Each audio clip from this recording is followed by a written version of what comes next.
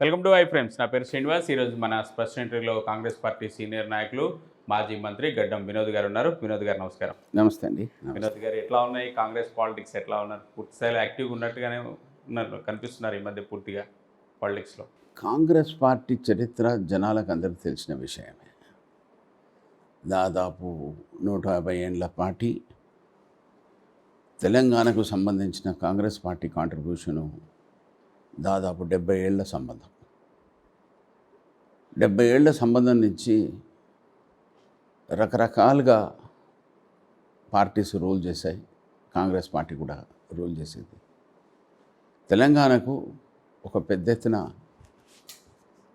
Congress party ఎల్లప్పుడూ ఒక మంచి చూపు చూసే మా సోనియమ్మ తల్లి తీసుకున్న కార్యక్రమాన్ని ఇలా కాంగ్రెస్ పార్టీ తెలంగాణ పార్లమెంట్లో దానికి అంత పెద్ద ఎత్తున వేరే అపోజిషన్ పార్టీస్ని కన్విన్స్ చేసి తెలంగాణ ఇప్పించిన ఘనత సోనియమ్మ తల్లికి దొరికింది. మా కాంగ్రెస్ పార్టీ దీని గురించి చాలా అదృష్టంగా భావిస్తుంది. రేవంత్ పిసిసి అధ్యక్షుడు వచ్చారు, ఆల్మోస్ట్ నెల అవుతుంది. ఎట్లా అనిపిస్తుంది? కాంగ్రెస్ పార్టీ యాక్టివ్ ఏమైనా పెరిగిందా? గ్రూపిజం అట్లా ఏమైనా కనిపిస్తుందా? నాయకులు ఏమైనా అసంతృప్తి ఏమైనా కనిపిస్తుందా? ఎట్లా ఉంది వాతావరణం? ఒక్క మాట అయితే వాస్తవంగా ఉంది. దాదాపు 60 to 65% యూత్ల ఉత్సాహం చాలా పెరిగింది. చాలా అంటే చాలా పెరిగింది. బేసిక్గా ఇప్పుడున్న రేవంత్ రెడ్డి గారు యువకుడు, ఉత్సాహం ఉంది. యూత్లో ఒక చాలా పెద్ద ఒక క్రేజ్ ఫామ్ అనేది ఒకటి స్టార్ట్ అయింది. దీన్ని ఏ పొలిటికల్ పార్టీ అయినా కానీ ఎవరైనా కానీ టు మెయింటైన్ అంటే ఒక పార్టీని కోఆపరేటివ్గా తీసుకొని ఒక జనరేషన్ని దాన్ని ఆలోచించుకుంటూ కాపాడుకుంటూ తీసుకుపోవడే అదొక పెద్ద లక్షణం. ఇప్పుడు రేవంత్ గారికి చాలా పెద్ద ఎనారమస్ రెస్పాన్సిబిలిటీ దొరికింది. సోనియమ్మ తల్లి గారు ఆయన మీద ఒక విశ్వాసం పెట్టుకొని, రాహుల్ గాంధీ గారు, ప్రియాంక గారు ఒక కాన్ఫిడెన్స్ రెస్టోర్ చేసి ఆయనకి ఇచ్చిన తర్వాత ఆవిడ ఇచ్చిన ప్రతి ఒక్క గైడ్లైన్స్ని ప్రతి ఒక్క కాంగ్రెస్ పార్టీ సోదరుతో నేను మనవి చేసుకుంటున్నాను. మనం దాన్ని అమలు చేసి సోనియమ్మ తల్లికి మళ్ళొక్కసారి తెలంగాణ బహుమతి కింద ఇప్పిస్తే, అందరు కలిసికట్టి కోఆపరేట్ చేస్తేనే కాంగ్రెస్ పార్టీకి ఒక పెద్ద ఊపు ఉంటుంది. కాంగ్రెస్ పార్టీలో అప్స్ అండ్ డౌన్స్ చాలా చూసుకుంటూ వచ్చామండి. అట్లీస్ట్ మా నాన్నగారి టైం నుంచి కూడా మా నాన్నగారికి కాంగ్రెస్ పార్టీకి తెలిసిన సంబంధాలు దగ్గర 70 ఏళ్ల సంబంధాలు ఉన్నాయి. మా కుటుంబానికి కూడా సంబంధాలు ఉన్నాయి. ఈ సంబంధాల ప్రకారంగా తీసుకొని ఇందిరాగాంధీ గారి ఆయనతో సహా సోనియా గాంధీ గారు, రాజీవ్ గాంధీ గారు, రాహుల్ గాంధీ గారు, ఆ కుటుంబానికి మాకున్న విశ్వాసము, ఆ కుటుంబంతో మాకున్న సంబంధాలు దాదాపు ఒక 70 ఏళ్ళు. అంటే మా నాన్నగారి ద్వారానే. ఇక మాకు ఒక అవకాశం ఏంటంటే ఆ 24 అక్బర్ రోడ్ కూడా మా నాన్నగారే మేడం ఇందిరాగాంధీ గారికి ఇచ్చారు. అది మాకు ఒక చాలా పెద్ద ఒక అవకాశం అనుకున్నాము. ఒక కాంగ్రెస్ పార్టీకి సేవ చేసే ఒక అవకాశం అనుకొని దాన్ని మేము ముంగట తీసుకుపోనీకి సోనియమ్మ తల్లికి ఎట్లా తెలంగాణ బహుమతి ఇస్తే బాగుంటుందని ఆశతో ఉన్నాం. రైట్ సార్, నేను మళ్ళీ మీ నాన్నగారితో అనుబంధం అడుగుతాను. ఇప్పుడు రేవంత్ కలుపుకు వెళ్తారని నమ్మకం ఉందా? అందరు సీనియర్ నాయకుల్ని మనం పీసీసీ వచ్చినప్పుడు స్వయంగా మీ ఇంటికి కూడా వచ్చి కలిసినట్టున్నారు. అలాగే మిగతా సీనియర్లందరినీ కలుపుకొని వెళ్ళడం, సీనియర్లందరూ ఆయన కోఆపరేట్ చేయడం ఎట్లా ఉంది వాతావరణం? జరుగుతుందంటారా? ప్రతి ఒక్క కొత్త టీపీసీసీ ప్రెసిడెంట్ వచ్చినప్పుడు విభేదాలు ఆటోమేటిక్గా కాంగ్రెస్ పార్టీలో ఉంటాయండి. ఎందుకుంటాయంటే ప్రతి ఒక్కళ్ళు ఒక్కొక్క లెవెల్లో వచ్చారు. ఈచ్ అండ్ ఎవ్రీ పర్సన్ ఎవరు సీనియర్ నాయకులు ఉన్నారో వాళ్ళు దాదాపు 30-40 ఏళ్ల సంధి కాంగ్రెస్ పార్టీలో పనిచేస్తున్నారు. కొంచెం ఎందుకైనా మంచి విభేదాలు ఉండే, ఇది కామన్ పాయింట్. ఏంటంటే సర్దుకుపోతారు. అది చాలా పెద్ద ఎత్తున ఒక వరం ఉంది. ఈ సర్దుకుపోయే కెపాసిటీ కాంగ్రెస్ పార్టీలో ప్రతి ఒక్క సోదరు దగ్గర ఉన్నది. సీనియర్ నాయకులను మా సోనియమ్మ తల్లి గారు ఎట్లన్నా వాళ్ళతో మాట ముచ్చట చేసి ఎవరికన్నా లోపల ఉన్న హార్ట్ బర్న్ ఉన్నా మా కాంగ్రెస్ పార్టీలో డెమోక్రసీ ఈ అందుకోసమే దీనికోసం మాట్లాడే స్వేచ్ఛ చాలామందికి ఉంది. ఈ స్వేచ్ఛ ఎందుకుంది? డెమోక్రసీని కొంచెం కాంగ్రెస్ పార్టీలో మాట్లాడుకునే అవకాశం ఇస్తుంది. ఎవరికైనా కానీ లోపల ఉన్న బాధలు చెప్పుకునే ఒక అవకాశం ఇచ్చిన తర్వాతనే దాని గురించి చర్చించి దాని గురించి ఆలోచించి దాని గురించి సిడబ్ల్యూసీలో మాట్లాడి పెద్ద నాయకులతో మాట్లాడి ఆ ఉన్న ఎక్స్పీరియన్స్ అంతా ఒక గ్యాదర్ చేసుకున్నాక మళ్ళీ ఒక వర్కింగ్ సొల్యూషన్కి ఆటోమేటిక్గా వాళ్ళందరూ ఒక లెవెల్కి వస్తారు. వచ్చిన తర్వాత కూడా తీసుకెళ్తారు. కొంచెం హార్ట్ బర్న్ ఉంటుంది. ఒక time is the ultimate healer అండి. టైంతో పాటు జనాలందరూ అడ్జస్ట్ అయిపోతారని మాకు పూర్తిగా విశ్వాసం. పిసిసి అధ్యక్షుడిగా రేవంత్ రెడ్డి హనీమూన్ పీరియడ్ కూడా వస్తున్నట్టుంది, అయిపోయింది ఆల్మోస్ట్. వర్కింగ్ స్టైల్ మీకు ఎట్లా అనిపిస్తుంది? ఏమైనా డిఫరెన్స్ కనిపించిందా? ఎట్లా అనిపిస్తుంది ఆయన యాటిట్యూడ్ కానీ, వర్కింగ్ స్టైల్ కానీ, కార్యకర్తల్ని నాయకుల్ని కలుపుకునే విధానం కానీ, వాళ్ళకి రెస్పెక్ట్ ఇచ్చే తీరు కానీ మీరు ఏం గమనించారు? అంటే బేసిక్గా రేవంత్ గారు ఒక కొత్త రెస్పాన్సిబిలిటీ తీసుకున్నాడు. ఇది హ్యూమన్ నేచర్. హ్యూమన్ నేచర్ ఏంది? ఉత్సాహం చాలా ఉంటుంది ఫస్ట్ టైం ప్రెసిడెంట్ కాగానే. It's not a small post అండి టీపీసీసీ.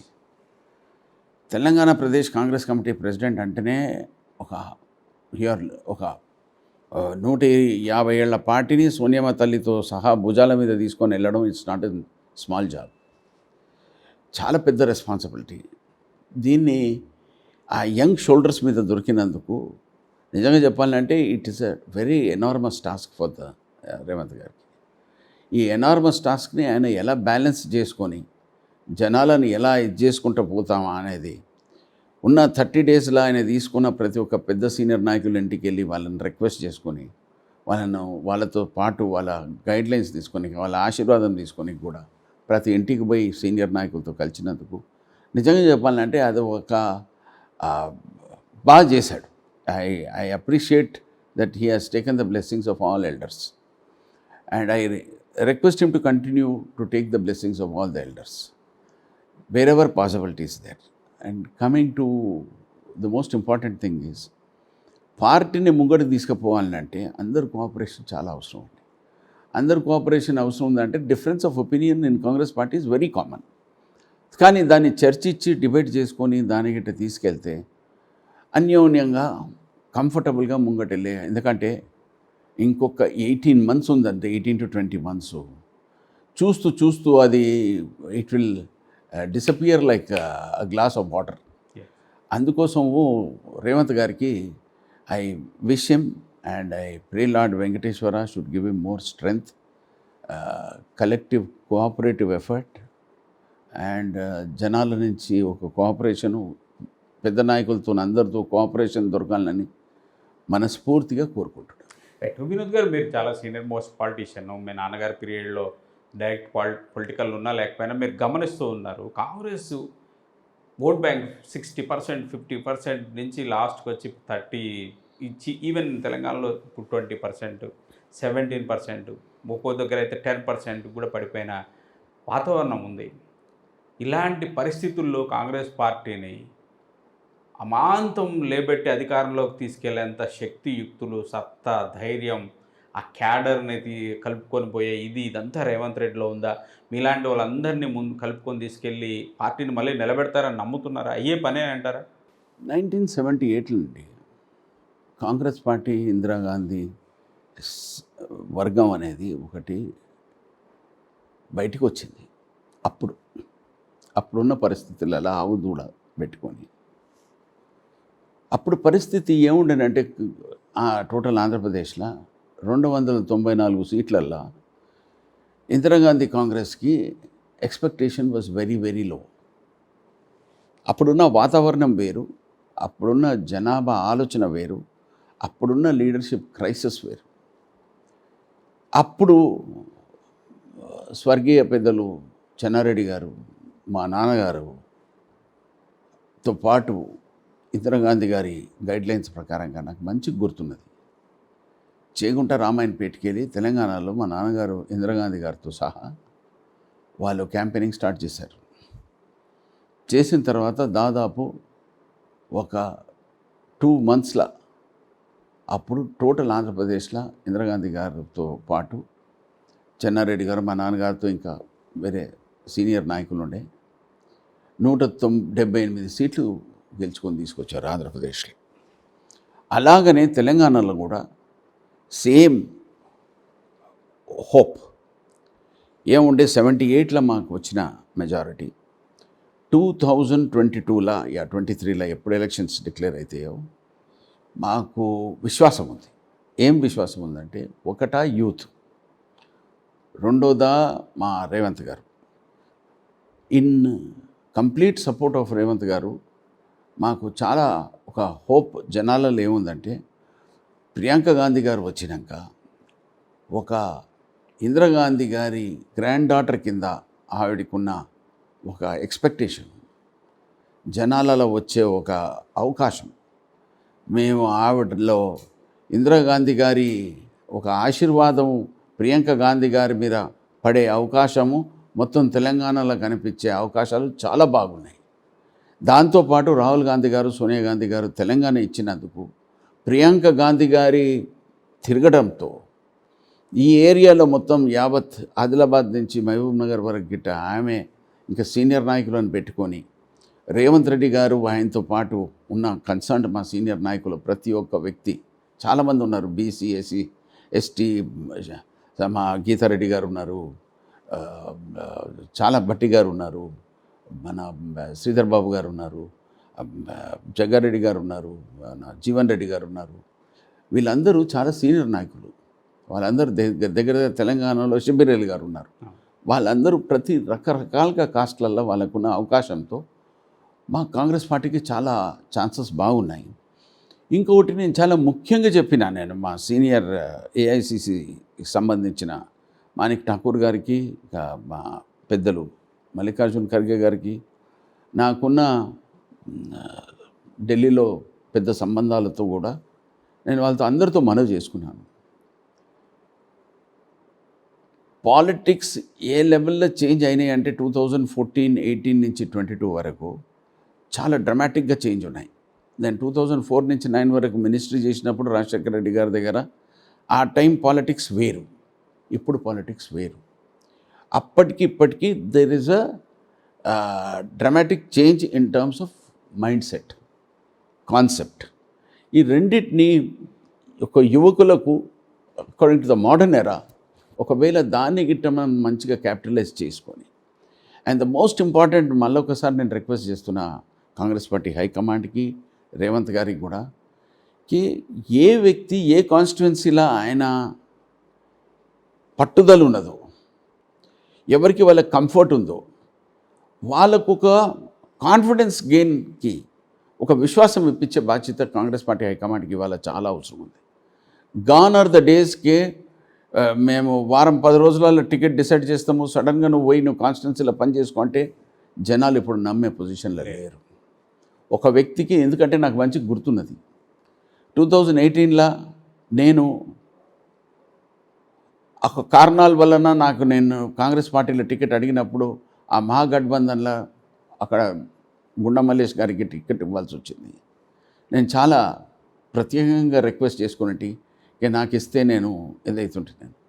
కానీ నాతో స్వయం కృషితో నా సొంతంగా ఇండిపెండెంట్గా 45,000 ఓట్లు నేను, అది కూడా ఉట్టి 12 రోజులల్లో, అంటే నాకు టైం కూడా లేకుండే. ఆ షార్టేజ్ ఆఫ్ టైం, ఆ టికెట్ దొరుకుడు, మహాగఠబంధన్ల డిస్కషన్స్లల్లో రకరకాలుగా టైం కొంచెం ఎక్కువ పోయింది ఆ టైంలో. నిజానికి మీరు గెలుస్తున్నారనేది బయట టాక్, అది చెప్పారు.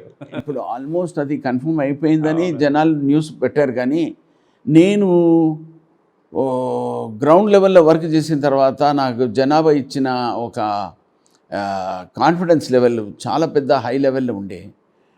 కానీ నాకు లాస్ట్ 1 or 2 డేస్లో నాకు కాశీపేట మండలంలో కొంచెం తెలిసింది, అది ట్రైబల్ బెల్ట్. ఆ ఏరియాలో నాకు ఉన్న గుర్తు సరిగ్గా డౌన్ల లైన్ పోలా, రీచ్ కాల, ఏను గుర్తు ఆ టైంలో. ఆడికి పోయి నేను ఇది చేసుకొని ఏమైపోయిందంటే క్యాడర్ కూడా లేకుండే. ఇక 12 రోజులలో నాతో చేతనైనంత నేను కష్టపడ్డా. కానీ జనాలు ఎంత ఇవ్వాలనో విశ్వాసం అప్పటికే నేను వాళ్ళకి గ్రేట్ఫుల్గా ఉన్నా. 45,000 ఓట్లు 12 రోజులలో ఇవ్వాలంటే వాళ్ళ చేతులు జోడించి థ్యాంక్స్ యూ చెప్తున్నాను. దాని తర్వాత ఇక 2 ఇయర్స్ అయిపోయింది. ఇక ఈ కోవిడ్ వచ్చిన తర్వాత ఆ భయానికి కొంతమంది లాస్ట్ ఇయర్లో బోనీకి కొంచెం కష్టమైంది. దాని తర్వాత నాకు చేతనైనంత జనాభాకు సపోర్ట్ చేస్తూనే ఉన్నాను. In what ever capacity. కిట్లు ఇచ్చినా, మెడిసిన్స్ ఇచ్చినా, ఆక్సిజన్ సిలిండర్లు ఇచ్చినా, అంబులెన్స్ ఇచ్చినా, ప్రతి ఒక్క ఏరియాలో తిరిగే ఒక అవకాశాలు నేను పెట్టిన. ఇప్పుడేంటంటే కాంగ్రెస్ పార్టీకి ఉన్న క్యాడర్ని గిట్ట మనం సరిగ్గా ఉత్సాహపరిచేస్తే, వాళ్ళకు ఒక అవకాశం ఇచ్చి ఒక మంచి లీడర్షిప్ ఇప్పుడున్న దీన్ని మంచిగా ఫర్దర్ క్లారిటీ గైడ్లైన్స్ ఇచ్చుకుంటూ ముంగడు తీసుకెళ్తే I'm 100% confident that Congress party will come back to power. Vinod గారు, మీకు తెలియదు కదా, బీజేపీ తరంపు వస్తుంది. 4 ఎంపీ సీట్లు గెలిచారు, దుబ్బాకలో గెలిచారు, గ్రేటర్లో మంచి సీట్లు సంపాదించుకున్నారు, కరీంనగర్, వరంగల్ మున్సిపాలిటీల్లో కూడా కొంత పర్వాలేదు అనిపించుకున్నారు. ఇప్పుడు హుజురాబాద్లో వాళ్లకు టీఆర్ఎస్ మధ్య పోటీ, కాంగ్రెస్ పెద్దగా ఎక్కడ కనపడట్లేదు. జనాలకు బీజేపీ అపీరియన్స్ బాగా కనిపిస్తుంది కదా. ఇప్పుడు మీరు టీఆర్ఎస్ని ఎదుర్కోవాలి, మళ్ళీ బీజేపీని ఎదుర్కోవాలి. బీజేపీని పక్కకు తప్పించి ఆ ప్లేస్లో నిలబడతామన్న నమ్మకం ఉందా? బీజేపీకి స్కోప్ ఏం లేదంటారా? ఇప్పుడు బీజేపీకి స్కోప్ ఉన్నదా లేదా అనే సమస్య ఇటు జనాభా డిసైడ్ చేయాలండి. జనాభా ఎందుకు డిసైడ్ చేయాలంటే 2 పోర్షన్స్. ఒకట దుబ్బాక.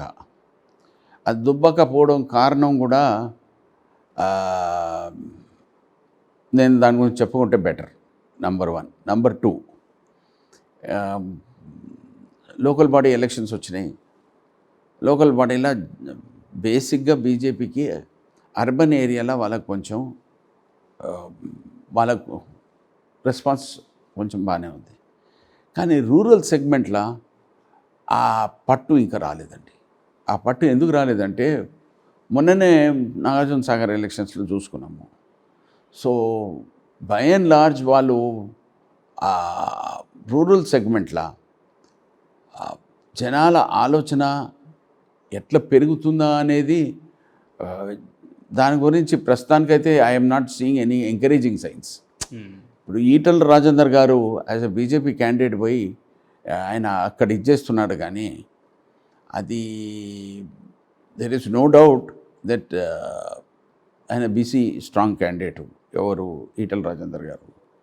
ఎందుకంటే ఇండిపెండెంట్గా ఆయన ఒక లెవెల్కి వచ్చిన వ్యక్తి, ఎక్స్ మినిస్టర్ గారు. బై అండ్ లార్జ్ ఈ ఎలక్షన్ డిక్లేర్ అయినాక ఎవరు ఏ క్యాండిడేట్ ఎలా వస్తారో ఆ టైంలో చూసినాక మనం ఆలోచించి మాట్లాడుకుంటే బెటర్. ఇప్పుడు ఈటల రాజేందర్ బీజేపీ క్యాండిడేట్ కాకపోయింటే ఏదైనా స్కోప్ ఇంకా పెరిగేదంటారా, లేకపోతే బీజేపీ క్యాండిడేట్ కావడం వల్ల ఆయనకి ఏమన్నా ఇంకా పట్టు దొరికిందంటారా? ఎట్లా చూడొచ్చు ఆయన? అంటే ఆయన బీజేపీలో జాయిన్ కావడం కారణము రకరకాలుగా ఉన్నాయండి. అది ఆయన కొంచెం పర్సనల్ పాయింట్స్ ఉన్నాయి, కొన్ని వాళ్ళ ఫ్యామిలీ మ్యాటర్స్ ఉన్నాయి, కొన్ని ఇన్ఫ్లుయెన్సెస్ ఫ్రమ్ సీనియర్ పార్టీ నాయకులు ఉన్నారు, ఇన్ఫ్లుయెన్సెస్ ఫ్రమ్ బీజేపీ సీనియర్ నాయకులు ఉన్నారు. అది ఆయన వ్యక్తిగత డిసిషను. దాంట్లో ఎవరేం చెప్పినా మనం మాట్లాడేది ఏమి ఉండదండి.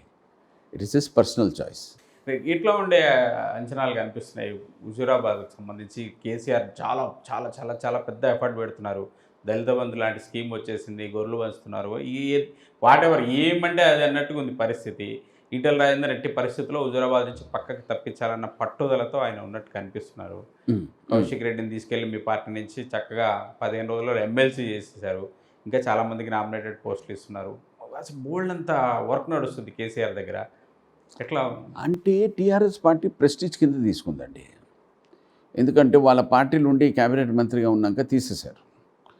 ఆ తీసేసిన కారణాల గురించి మనకు సంబంధం లేదు. అది దాంతోపాటు ఏమైపోయిందంటే పొలిటికల్ హీటప్ ఎక్కువ పెరిగింది. మా కాంగ్రెస్ పార్టీ తరఫు నుంచి కూడా మా క్యాండిడేట్స్ని ఇంకా ఆలోచిస్తున్నాము. ఎవరన్నా ఆ ఏరియాకి సంబంధించిన ఒక మంచి వ్యక్తిని కూడా మేము ఐడెంటిఫై చేసి, ఒకవేళ మంచి క్యాండిడేట్ గిట్ వస్తే, ఒకవేళ ఆ కెపాసిటీ ఉంటున్నా ఇప్పుడు జనాభా గిట్ట వాళ్ళ 3 చేంజ్ చేసుకొని, ఎందుకంటే జనాభా 3 any electorate will change in less than 36 hours to 72 hours. ఇది ఏ పార్టీ అయినా కానీ 36 to 72 hours ఎట్లా ట్విస్ట్ టు టేల్స్ టర్న్ అవుతుందో, ఇట్స్ ఓన్లీ జనాభా only are the right voters. ఇప్పుడు కరెక్ట్ వ్యక్తి ఈయననా, అది కాదా, బీజేపీయా, కాంగ్రెసా, టీఆర్ఎస్ఆ అనే సమస్య జనాభా ఆ 2 డేస్లోనే ఓటు ఇచ్చే ప్రకారంగానే తెలుస్తుంది. ఒక్కొక్కళ్ళ అంచనా ఉంటుంది. నేను హాట్ ఫేవరెట్ని, నాకు ఆ కెపాసిటీ ఉంది. ఇప్పుడు టీఆర్ఎస్ మేము ఫేవరెట్లు అనుకుంటున్నారు, ఎందుకంటే వాళ్ళు గవర్నమెంట్ పవర్లో ఉన్నందుకు. మేము స్కీమ్లన్నీ పెడుతున్నాము, దళిత్ బాంధవ్ అని కొత్తగా స్టార్ట్ చేసిండు. ఇప్పుడు దళిత్ బాంధవ్ అని ఒకటే కాన్స్టిట్యున్సీకి ఇచ్చడం ధర్మం కాదు కదా. అదెందుకంటే ఉట్టిగా ఎలక్షన్స్ వచ్చినాయి ఓట్లని, దాని తర్వాత అది దళిత్ బాంధు అని పెట్టిన తర్వాత కూడా అది ఎంత సక్సెస్ అవుతుందో మనకు దేవుని ఎరక. ఎందుకంటే ఇప్పటిదాకా ప్రతి గవర్నమెంటు ఏది దళితుల గురించి చేద్దామని మాట్లాడినా కూడా ఏమైనా చేస్తే ఇందిరాగాంధీ టైంలో మేము ఉన్న మంచి పనుల గురించే మేము ముంగట ఇలా దళిత గురించి మాట్లాడతాం. అందుకోసం ఆ ఓటు బ్యాంక్ ఇంకా ఉంది. మాకు ఆ విశ్వాసం ఉంది. మా దళిత సోదరులు ఎప్పుడు 24 గంటలు ఇందిరాగాంధీని నమ్ముకొనే ఉన్నారు. ఆ లెక్క ప్రకారంగా ఆ ఆశతోనే నేను అందుకోసం కాంగ్రెస్ పార్టీ కూడా SC, ST, BC 80% population is under the control of voting rights. వాళ్ళే మ్యాండేట్ ఇస్తారు. అందుకోసం మీరు చరిత్రలో పోతే కూడా 1983లో ఎంటైర్ బీసీ వర్గం తెలుగుదేశంకు ఓటేసింది. ఇక దాని తర్వాత వాళ్ళకు 270 సీట్లు వచ్చిన పార్టీ 1989లో ఓడిపోయింది. అంటే 7 ఏళ్లలోనే ఓడిపోయింది. సో ఈ colours changing of parties will be there depending on the situations. అట్లనే ఈ ఎలక్షన్ కూడా అట్లనే ఉంటుంది. నెక్స్ట్ ఎప్పుడు అనౌన్స్ అవుతుందో, అక్టోబరో నవంబరో అంటున్నారు. ఆ డేట్ అనౌన్స్ అయినాక ఆటోమేటిక్గా హీట్ పెరుగుతుంది. అప్పుడు క్యాంపెయినింగ్ కెపాసిటీ కూడా పెరుగుతుంది. ఏ క్యాండిడేట్ ఎవరు గెలుస్తారా అనేది పెరుగుతుంది. ఒకటి ఏంటంటే రూరల్ సెగ్మెంట్లో మాకు కాంగ్రెస్ పార్టీకి ఉన్న ఒక అవకాశాన్ని మేము దాన్ని సరిగ్గా యూటిలైజ్ హుజూరాబాద్లో ఇంకా కాంగ్రెస్ గురించి అంటే it depends on the candidate అండి. సార్ అసలు మీ కాంగ్రెస్ క్యాండిడేట్ కూడా ఎవరు కనపడట్లేదు కదా, వెతకడానికి ఉన్న ఒక్కొక్కరిని పట్టుకెళ్ళిపోయాడు కేసీఆర్ గారు. ఇంకా అదే ఇక్కడ వినండి, కాంగ్రెస్ పార్టీలో ముందు క్యాండిడేట్ ఏముందిలేండి, ఎవరినైనా పెట్టవచ్చు, కానీ ఓట్లు తెచ్చే క్యాండిడేట్ కావాలి కదా. అంటే ఇప్పుడు నేను దాని గురించి కామెంట్ ఎందుకు చేయలేనంటే నేను స్పాట్లో పోలే, నేను అడిగి పోయి చూసినాక నేను చెప్తాను. ఎందుకంటే it is premature for me to comment. Right Vinod గారు, మీరు కేసీఆర్ గారి దగ్గర కూడా పనిచేశారు. ఈటల రాజేందర్ గారు ఏంటి ఈగో ప్రాబ్లమ్సా, ఏమనుకోవాలి? పార్టీలో మనల్ని మించి వెళ్తారనో, లేకపోతే పార్టీని క్లైమ్ చేసుకుంటున్నాడనో, లేకపోతే ఉద్యమకారుడిగా ఆయనకు ఒక క్రెడిబిలిటీ ఉందనో కేసీఆర్ గారు తీసి పక్కన పడేశారనుకోవచ్చా? ఇట్లా ఏ యాంగిల్లో చూడాలి? ఈగో ప్రాబ్లమ్స్ అనే అనిపిస్తుంది నాకైతే కొంత. ఏమండి, ఈటల రాజేందర్ కేసీఆర్ గారు ఇద్దరి నడమద్దల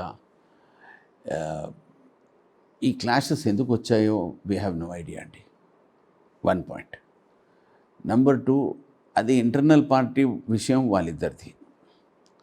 అండ్ కేసీఆర్ గారికి కేటీఆర్ గారికి ఆ డిఫరెన్స్ ఆఫ్ ఒపీనియన్ ఎలా వచ్చిందో అనేది వాళ్ళిద్దరే చెప్పగలుగుతారు. ఎందుకంటే I'm not a witness to it. And as far as ఆయన మైండ్ సెట్ ఒకటే, as a human being I can tell you, Etela Rajender is a soft going person. ఆయన కొంచెం వెసిఫోరియస్గా మాట్లాడాడు, ఓపికతో మాట్లాడతాడు, కొంచెం ఆలోచన, కొంచెం బీసీ వర్గానికి ఆయన కొంచెం ఆలోచన ఉంటుంది. ఇప్పుడు టీఆర్ఎస్ పార్టీలో ఆయన పోయిన తర్వాత రకరకాలుగా ఆరోపణలు వస్తాయి. నువ్వేం చేసినావు హుజూరాబాద్కి, అది ఇది ఎక్సెట్రా ఎక్సెట్రా, నువ్వు టీఆర్ఎస్ పార్టీలో ఇంత ఇది చేసుకున్నావు, ఇంత సంపాదించుకున్నావు, ఇన్ని భూములు తెచ్చుకున్నావు, ఇన్ని ఇది తెచ్చుకున్నావు అనేది allegations, counter allegations will continue between both the parties. So it is there personal fight. So I don't think so I can make any comment on both of them అండి. నేను అనేది మైండ్ సెట్, మీరు కేసీఆర్ గారిని చూశారు కాబట్టి అంటే కేసీఆర్ మైండ్ని ఎవరు రీడ్ చేయలేరండి. అంతే, very it's out of the world, very difficult. Nobody in this world can read his mind. Nobody. If anybody claims that they have read his mind, no, it is not correct. Because నేను తెలంగాణ ఇప్పించినప్పుడు నేను మంచి గుర్తున్నది, మేము మా నాన్నగారు తీసుకున్న శ్రమ, దాంతోపాటు మా తమ్ముడు కూడా తెలంగాణ కోసము మా నాన్నగారు ఇచ్చిన గైడ్లైన్స్ ప్రకారంగా కాంగ్రెస్ పార్టీలు ఉన్నా, టీఆర్ఎస్ పార్టీలు ఉన్నా, తెలంగాణ కోసం యాజ్ ఎ ఎంపీగా, దాంతోపాటు పొన్నం ప్రభాకరు, మధు యాష్కి, బుత్త సుఖేందర్ రెడ్డి, అప్పుడు రాజయ్య గారు. రాజయ్య గారు ఇంకా ఆ, సురేష్ షెట్కర్ గారు ఒక గ్రూప్ ఆఫ్ 6 మెంబర్స్ కింద వాళ్ళు ఉండే ప్రత్యేకంగా తెలంగాణ తీసరానికి వాళ్ళు పడ్డ కృషి నా స్వయంగా నా కళ్ళతో చూశాను.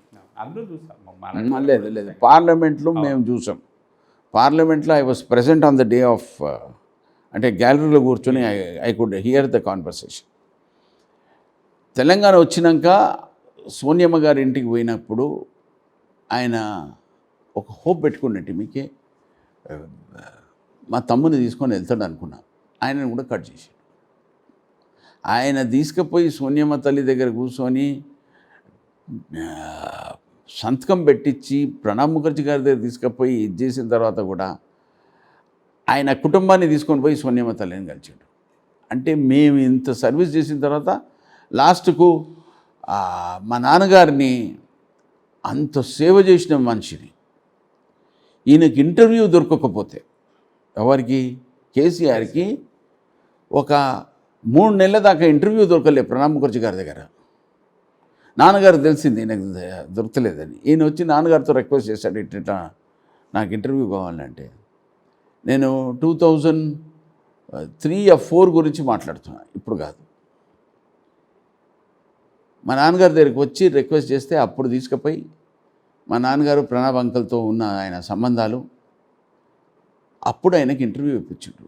దాని తర్వాత నాన్నగారు ప్రణబ్ ముఖర్జీ గారు సోనియమ్మ గారు అపాయింట్ చేసింది.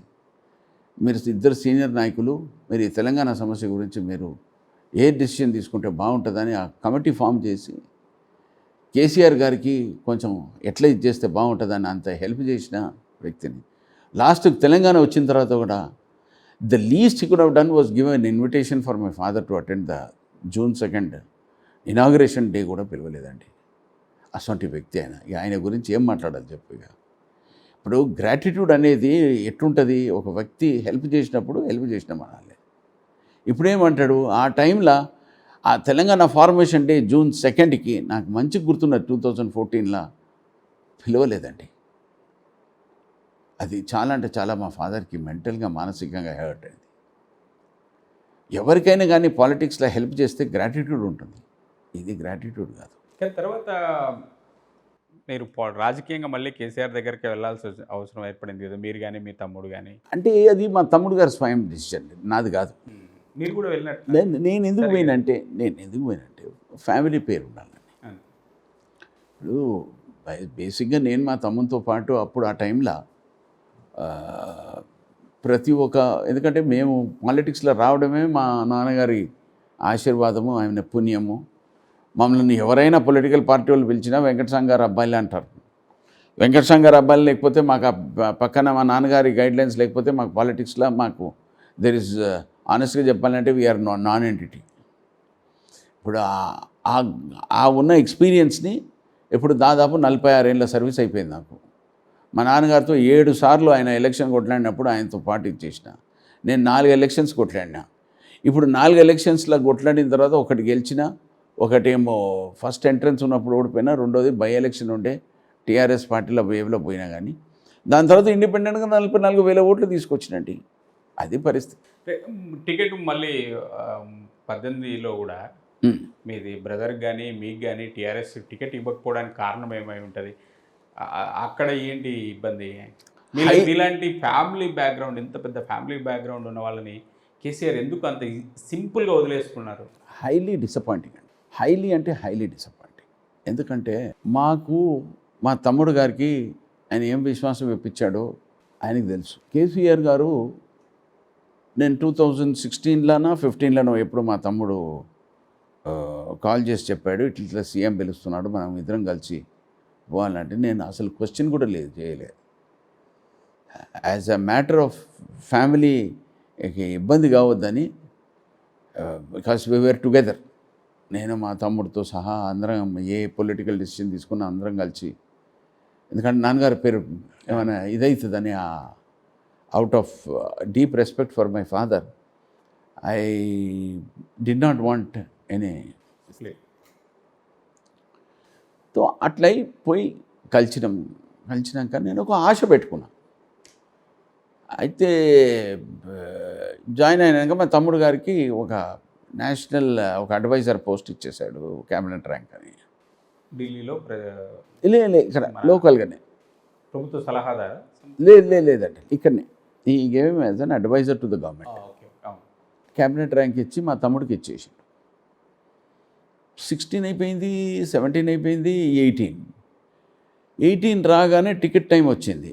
టికెట్ టైం రాగానే టికెట్ ఇస్తాని కేటీఆర్ గారు, కేసీఆర్ గారు ఇద్దరు డిస్కస్ చేసుకున్నారు.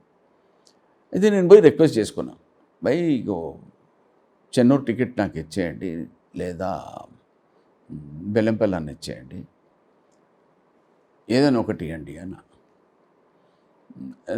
అప్పుడే నాకు 2016లో ఏమన్నారంటే we will consider you for MLC అని. అది ఒక మాట మా తమ్ముడు గారికి ఒక ఇండైరెక్ట్ హింట్ ఇచ్చారు. విల్ హ్యావ్ టు వెయిట్ అంటే సెడ్ ఓకే బై, గవర్నమెంట్ ఉన్నప్పుడు టైం పడుతుంది ప్రతి ఒక్కళ్ళకనే ఒక ఆశ పెట్టుకున్నా. 16 అయిపోయింది, 17 అయిపోయింది, 18 అయిపోయింది.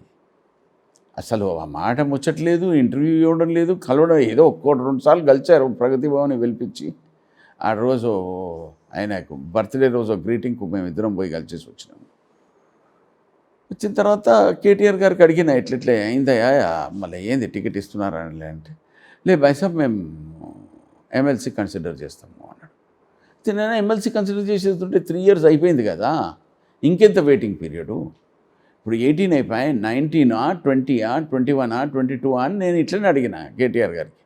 లే బైసాబ్ అట్లెట్లా అవుతుంది, మళ్ళీ నీకు కాకపోతే నాకు 3 ఏళ్ళ సంది నన్ను కూర్చోబెట్టారు కదా బ్రదర్, 3 ఏళ్ళ సంది కూర్చోబెట్టిన తర్వాత ఇప్పుడు మళ్ళీ వచ్చినాక you're in the queue please wait అంటే, ఇప్పుడు already there is a long list.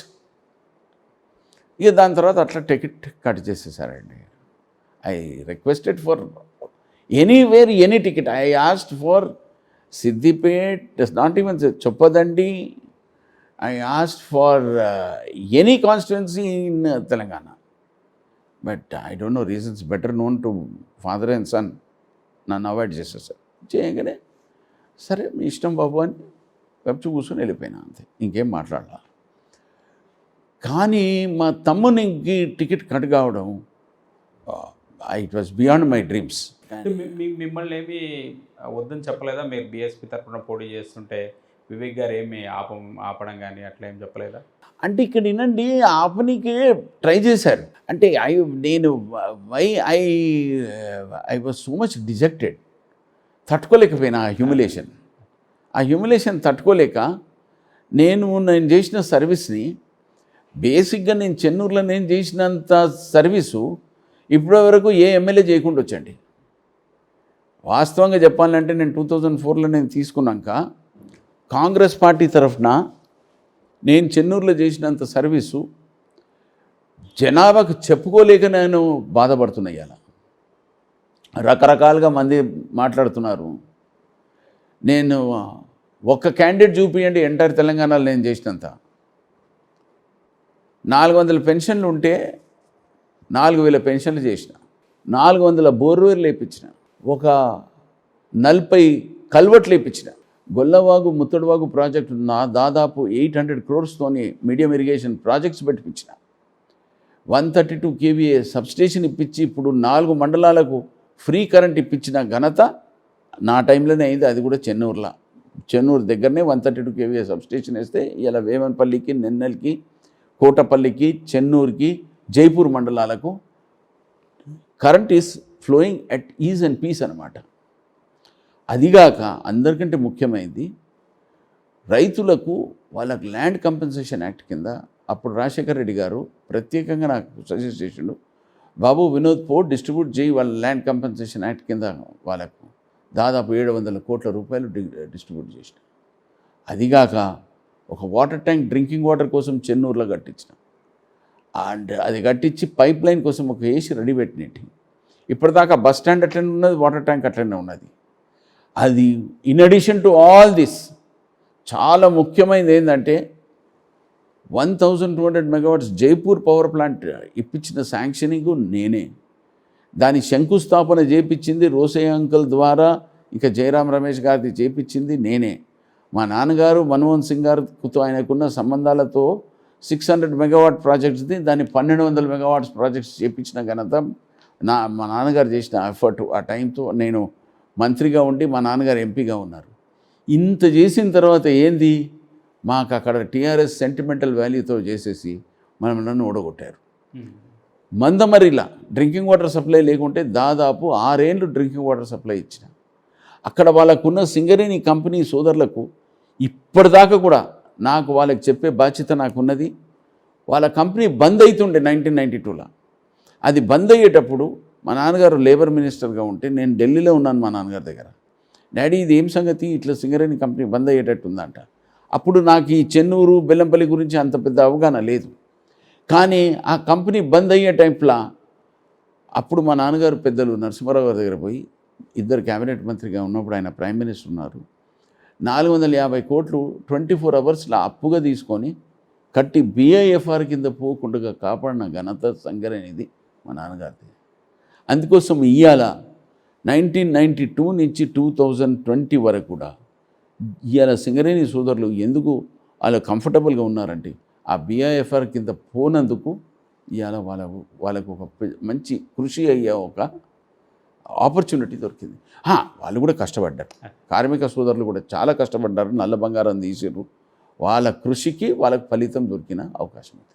అంటే మీ బ్రదర్కి టికెట్ రాకపోవడానికి కారణం ఆయన ఎమ్మెల్యే ఎలక్షన్స్లో చాలామంది టీఆర్ఎస్ క్యాండిడేట్స్కి వ్యతిరేకం చేయడం, రెండోది మీ దగ్గర మీరు BSP క్యాండిడేట్గా పోటీ చేస్తారని మీ దగ్గరికి వచ్చి ఆయన క్యాంపెయిన్ చేయలేదు, కొంతమందికి టీఆర్ఎస్ వాళ్ళకి వ్యతిరేకత, ఈవెన్ మినిస్టర్ కొప్పుల ఈశ్వర్ లాంటి వాళ్ళని కూడా ఓడించడానికి ట్రై చేశారు, డబ్బులు పంపించారు కాంగ్రెస్ వాళ్ళకు లేకపోతే ఇతర పార్టీల వాళ్ళకు, ఇట్లాంటి కొన్ని ఇవన్నీ రూమర్స్ అండి. ఇప్పుడు ఎలా ఉంటుందంటే రాజకీయంలో పుట్టిందే రూమర్స్. ఇప్పుడు ఒకవేళ మా తమ్ముడు గిట్ట ఓపెన్గా వచ్చి నాకు గిట్ట ఇది చేస్తే 100% గెలుచుకుంటుంది. ఆయన ఓపెన్గా రానందుకే, నాకు ఆయన మీద ఆరోపణలు వేసినందుకే ఇది false allegations, absolutely false allegations. ఇప్పుడు వాళ్ళు ఏంది, వాళ్ళు దగ్గర వాళ్ళకు ఓట్స్ తక్కువ వచ్చినందుకు మా తమ్ముడి మీద రాయేశారు. ఇప్పుడు వాళ్ళకు ఓట్స్ ఏంది తక్కువ మెజారిటీ వచ్చింది, తక్కువ మెజారిటీ రాగానే ఎవరి మీద ఒక బ్లేమ్ వేయాలి కదా, వేస్తేగా మా తమ్ముడు దొరికిండా. ఇప్పుడు there should be some meaning. ఇప్పుడు ప్రతి ఒక్కళ్ళకు ఇప్పుడు నేను యాజ్ అ ఇండిపెండెంట్ క్యాండిడేట్ నేను 44,000 వచ్చి నేను ఎవరి మీద బ్లేమ్ చేయలేదే. ఇప్పుడు నా అదృష్టం నాకేమున్నదు. ఇప్పుడు ఇంకొక మాట అంటున్నా, ఆ టైంలో టీఆర్ఎస్ వాళ్ళు ఏం చేస్తారో ఆ దేవునికి ఎరక. వేణుగోపాల్చారి గారు ఉండే, ఆయనకు అడగండి, ఆయన చెప్తాడు. Superintendent of police intelligence report మొత్తం టోటల్ చేంజ్ అయినా కూడా ఏమైందో వాళ్ళకి తెలుసు. 2 days ముందే ఏం చేస్తారో కూడా భగవంతునికి తెలుసు. అట్లా మేము అక్యూజేషన్స్ మేము కూడా చేయొచ్చు కదా, మేము ఇయ్యలే కదా అట్లా. ఇది trying to divert the attention of people అండి. ఒక రాంగ్ ఆరోపణలు పెట్టి టీఆర్ఎస్ పార్టీలా వాళ్ళు చిన్నబాబును ఆ టైంలో ఒక లేమ్ ఎక్స్క్యూజ్ తీసి అదొకటి ముంగట పెట్టి టికెట్ కట్ చేయడానికి అంతే.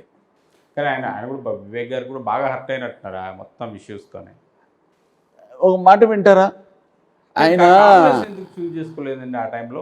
హర్ట్ అయ్యారు, సరే టికెట్ ఇవ్వలేదు, బయటకు వచ్చారు, ఎలిగేషన్ చేశారు. కానీ కాంగ్రెస్కు ప్రయత్నం చేస్తుంటే ఏదైనా కొంత ఉపయోగం ఉండేది కదా, ఎంపీగా గెలిచేవారేమో కదా. అప్పటికి ఏమైందంటే చాలా పెద్ద గూడు పుటానే ఇది. నాకెందుకో డౌట్ వస్తుంది.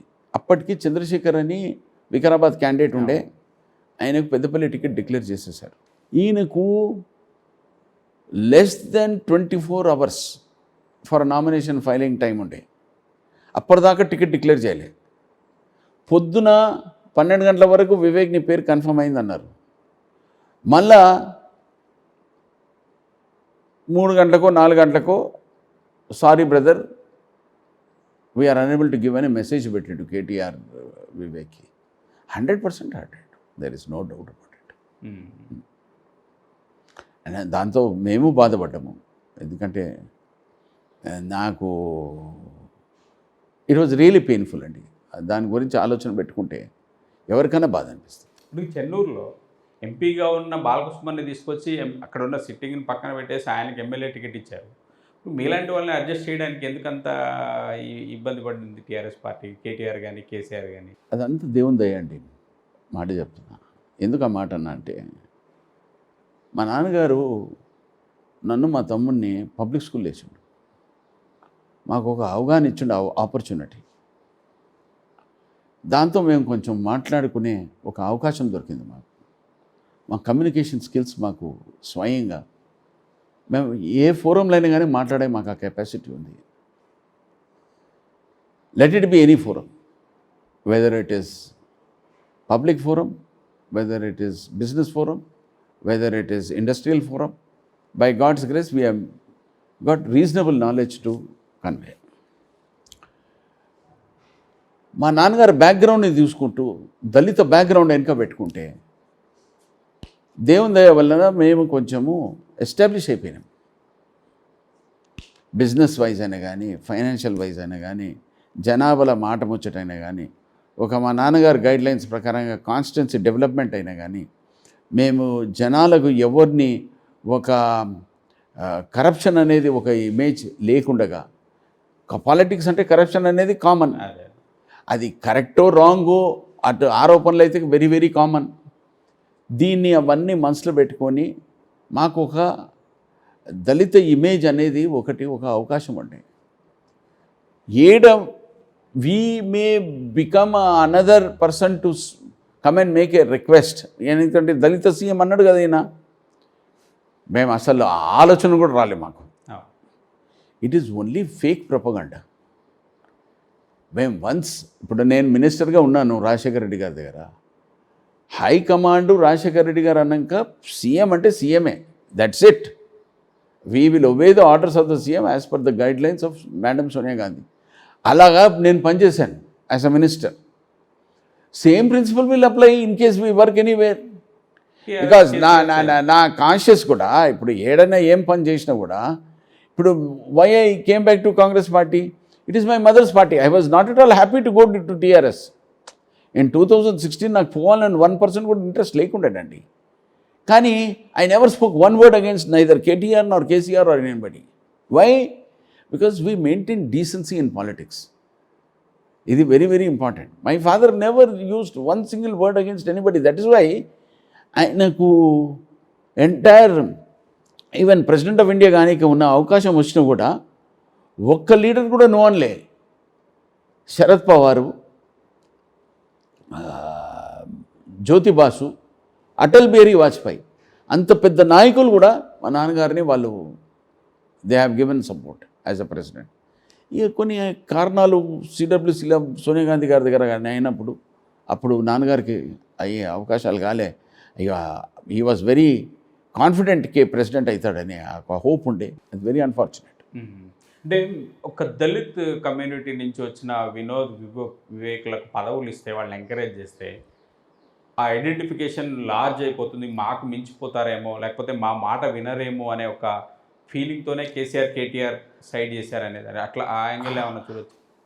అది ఊహనండి. ఇప్పుడు ఊహ మీద బతికేది దాన్ని ఎవడేం చేంజ్ చేయలేదు. రాజకీయాల్లో అంచనాలు, లెక్కలు, ఈక్వేషన్స్ కాదండి, చూస్తారు కదా సార్. కాదండి, ఒక మాట అన్నాం, మీకు కొంత ఇండిపెండెంట్ ఇది కూడా ఉంటుంది కదా.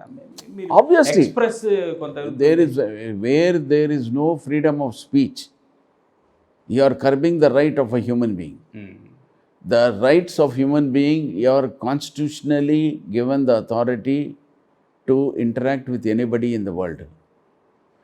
మీరు గిట్ట మీ వోకల్ కార్డ్స్ని గిట్ట సరిగ్గా చెయ్యకపోతే ఏ ఫోరం అయినా కానీ, నేను దళితున్నే కాదు, నేను మన ఉన్న భారత రాజ్యంలో ప్రతి ఒక్క వ్యక్తిని నేను అపీల్ చేస్తున్నా.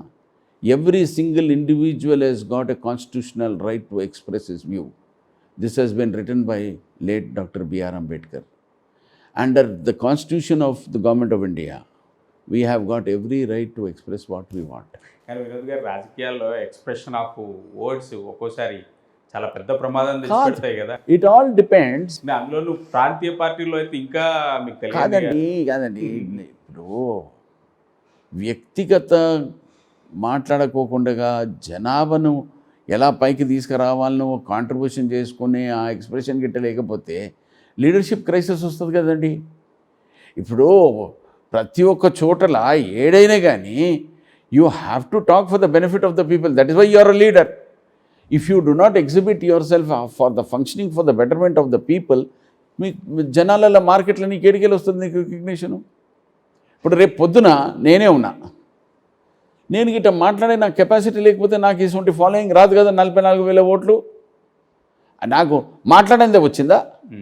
నా వ్యక్తిగతంగా పనిచేసే కెపాసిటీతోనే జనాలు ఇచ్చారు కదా. 100% మా నాన్నగారు గైడ్ లైన్స్ బ్లెస్సింగ్స్ ఉన్నందుకే వెంకటస్వామి గారు అబ్బాయి అనేది ఒక ఎక్స్పెక్టేషన్తోనే ఇచ్చారు కదా. Same thing will applied. ఇప్పుడు కేసీఆర్ గారు ఉన్నారు, ఏంది తెలంగాణ ఆత్మ బాంధవం అని ఆయన చెప్పుకుంటున్నాడు. కేసీఆర్ని నేను తెలంగాణను తీసుకొచ్చాను, ఆ మాట ముచ్చటతోనే కదా ఆయనకు ఓట్లు పడుతున్నాయి. ఒకవేళ ఆయన ఫ్రీడమ్ ఆఫ్ స్పీచ్ చేయలేదనుకో, మోడీ గారు ఉన్నారు, మోడీ గారు ఏం చేస్తున్నారు, జనాలను మాట్లాడి ఇది చేస్తున్నారు. కానీ మాకు వాళ్ళకి డిఫరెన్స్ ఏముంటుందంటే వాళ్ళు మబ్బు పెడతారు, మేము మబ్బు పెట్టము, అంతే డిఫరెన్స్. సార్ వివేక్ గారు తర్వాత ఆయన బీజేపీ వైపు వెళ్ళారు, మీరు కాంగ్రెస్ వైపు వెళ్ళారు. ఫస్ట్ టైం అనుకుంటా ఒక పొలిటికల్ స్ప్లిట్ మీ ఫ్యామిలీలో కూడా. మీరు కాంగ్రెస్ వైపు వివేక్ గారిని తీసుకురాలేకపోయారు, కారణం ఏంటి? ఆయన ఎందుకు బీజేపీని చూస్ చేసుకున్నారు? అది ఆయన వ్యక్తిగత డిసిషన్ అండి. మీరు కలిసి మాట్లాడుకోవడం ఆ సమస్య గురించి ఆయన it is his personal choice. నాకు దాంట్లో ఐ హ్యావ్ నో ఐడియా. ఎందుకంటే ఆయన బీజేపీ ఆయన తీసుకున్నది ఆయన ఇట్స్ ఓన్. ఇప్పుడు ఆయన వాళ్ళ ఇంట్లో డిస్కస్, వాళ్ళ ఫ్యామిలీ వాళ్ళ might have advised him, so it is his choice. అంటే మీరు ఆయనకు చెప్పడం కానీ ఆయన మీకు చెప్పడం కానీ వెంకటస్వామి గారు అబ్బాయిలుగా కలిసి మెలిసి మనం ముందుకు వెళ్దాము అని ఉండే. కానీ టీఆర్ఎస్లో ఆయన టికెట్ రానందుకు, దాని తర్వాత ఆయన కొంచెం ఆ టికెట్ రాని తర్వాత కొంచెం ఆయన మైండ్ సెట్ కొంచెం డిస్టర్బ్డ్ అయిపోయింది. నేను ఐ రియలైజ్డ్ నేనైతే ఎట్లన్నా టీఆర్ఎస్లో అయితే లేనప్పుడు, నేను నా పేరెంట్ పార్టీకి పోయి, నా party which gave me ministry, party which gave me life, మా నాన్నగారు ఇల్లు ఇచ్చిన తర్వాత నాకున్న రికగ్నిషనే కాంగ్రెస్ పార్టీ. కాంగ్రెస్ పార్టీలో నేను ఉండకపోతే ఇంకా వేరే పార్టీలు ఉంటే నాకు ఆ రికగ్నిషన్ ఏమొస్తుంది? మళ్ళీ అవుట్సైడరే కదా. ఇదేంది, నేను పెరిగిన పార్టీ, పుట్టుకతో వచ్చిన ఒక ఫ్రీడమ్ అని ఉంటుందని నేను నా కాంగ్రెస్ పార్టీకి వాపసు వచ్చాను. రాజకీయంగా ఎప్పుడైనా మాట్లాడుకుంటారా కలిసి ఇష్యూస్? అంటే ఆయన సబ్జెక్టు వేరు, నా సబ్జెక్టు వేరు. ఎందుకంటే ఆయన కాన్స్టిట్యున్సీయా పెద్దపల్లి, నా కాన్స్టిట్యున్సీయా బెల్లంపల్లి, చెన్నూరులో పనిచేసిన యాజ్ అ మినిస్టర్. ఇప్పుడు నాకు బెల్లంపల్లిలో కూడా ఏ సమస్యలు వచ్చినా కూడా we work, I work in my own way, he works in his own way. Peddapalli పరిధిలోకి వస్తుందండి అది? అవును, వస్తుంది. అది రేపు రాజకీయంగా మళ్ళీ 1-1 అంటే ఇట్ ఆల్ డిపెండ్స్ అండి. సిచ్యువేషన్ ఎట్లుంటుందో మనకు ఐడియా లేదు కదా ఆ టైంలో. రాజకీయం colours will change in matter of time కదండి. Anything can happen any time. Happens అంటే పార్టీలు మారడం, మీరు పార్టీ మారడం, ఆయన పార్టీ మారడం చేయాలి. నేను క్యాండిడేట్గా ఉండే అవకాశాలు ఉన్నాయి, లేదా ఎమ్మెల్యేగా చేస్తే మీకు ఆ గ్యాప్ రాకపోవచ్చు. కానీ ఎంపీగా వారు చేసినప్పుడు, మీరు ఎమ్మెల్యేగా చేసినప్పుడు ఖచ్చితంగా 1-1 ఫైట్ చేయాల్సిన పరిస్థితి వస్తేమో. అంటే ఎట్లుంటుందో పరిస్థితి ఆ టైంలో చూసే చేస్తామండి. ఇప్పుడు ఒకవేళ ఏమైనా క్లాషెస్ గిట్టు వచ్చే అవకాశాలు ఉంటాయా, ఏమైనా ఉంటే will try to see how we can adjust. That's how it is. ఇప్పుడు రాజకీయం అంటేనే adjustment and moving forward. Adjustment లేదనుకో, there is always difference of opinion. Why adjustment is needed? కొంచెం ఇచ్చుకున్నాడు పుచ్చుకున్నాడు ఉంటుంది ప్రతి చోట. ఆ అండర్స్టాండింగ్ అనేది, కేపబిలిటీ ప్రతి ఒక్క నాయకుని దగ్గర ఉండే బాధ్యత ఉన్నది. That is my appeal. రాజకీయం అనేది నా ఉన్న ఎక్స్పీరియన్స్, మా నాన్నగారితో నేర్చుకున్నది. ఎవరితో ఏది మనకు we don't have any enemies in our life. Where in politics you have to be very careful. Words are important. దాంతోపాటు సింప్లిసిటీ అండ్ కంపాటబిలిటీ అనేది చాలా ఇంపార్టెంట్. నోటి వాక్యం చాలా చాలా ఇంపార్టెంట్. మీరు దాన్ని గిట్ట ఎంత కాపాడుకుంటే నువ్వు అంత పైకి వెళ్ళిపోతావు. పొలిటికల్గా ఇప్పుడు స్ప్లిట్ ఉంది ఇద్దరి మధ్య. పర్సనల్గా, బ్రదర్స్గా, ఫ్యామిలీగా కలిసే ఉన్నారా? ఏమైనా ఇబ్బందులు ఉన్నాయా? అది లేదండి, అది కొంత బయట ఏదో గ్యాప్ ఉంది అనేది ఒక మాట వింటున్నాను నేను. అవన్నీ పర్సనల్ నేచర్ అండి. It is nothing to do with anybody. ఆయన ఫ్యామిలీ అయింది, మా ఫ్యామిలీ మాది. దాంట్లో వాళ్ళ పిల్లలు వచ్చి మా మిస్సెస్తో కలుస్తారు, మా మిస్సెస్ పోయి వాళ్ళతో కలుస్తారు. అవన్నీ ఏం లేదు. ఫ్యామిలీ పరంగా పెద్ద స్ప్లిట్ ఏం లేదు. పొలిటికల్ థింకింగ్లో కొంత గ్యాప్ ఉంది అనేది. బీజేపీలో చాలా చాలా అగ్రెసివ్ పాలిటిక్స్ చేస్తున్నట్టున్నారు వివేక్ గారు. ఎట్టయినా కేసీఆర్ని కొట్టాలి అనే ఒక పట్టుదలకు వెళ్ళినట్టున్నారు. అంటే ఈ హుజురాబాద్ ఎలక్షన్ తర్వాత దాని పరిణామాలు ఏముంటాయో చూసిన తర్వాత it could go either way అండి. It could go either way. ఎందుకని నేను ఈ మాట అంటున్నా, ఆయన అగ్రెసివ్గా బీజేపీలో పనిచేయడం అంటే ఆయన his choice, that I cannot answer. And బీజేపీకి ఎన్ని ఓట్లు వస్తాయా అనేది it is to be seen, because how public will vote for Etela Rajender. వ్యక్తిగతంగా ఆయనకు ఉన్నది పేరు, ఎవరికి? ఈటెల రాజేందర్కి. దాంతోపాటు బీజేపీ ఉంది.